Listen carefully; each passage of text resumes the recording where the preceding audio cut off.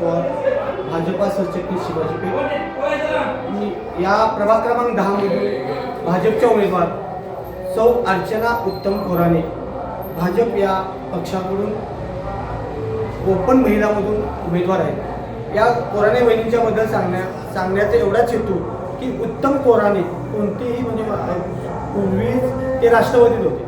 राष्ट्रवादी हा आपला मित्र पक्ष आहे.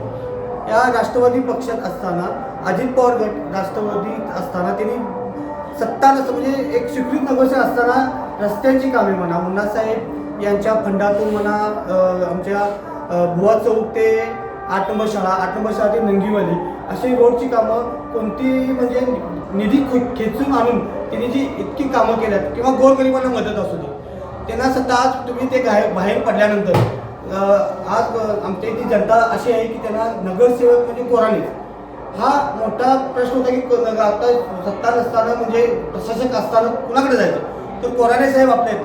सकाळी तुम्हाला साहेब सांगतो सकाळी 8 वाजल्यापासून त्यांच्या दारात माणसाची रीग असते आणि काहीतरी मदत आहे म्हणजे माझं हे झालंय माझं ते झालं मला साहेब म्हणून आमच्या इथं पाणी साहेब 1 मिनिटात करून म्हणजे एक कॉल प्रॉब्लेम सॉल्व असा हा व्यक्ती उत्तम कोराणे त्यांच्या याच्या पाठोपाठ आता अर्चना कोराणे भाजपमध्ये प्रवेश केलेला आहे.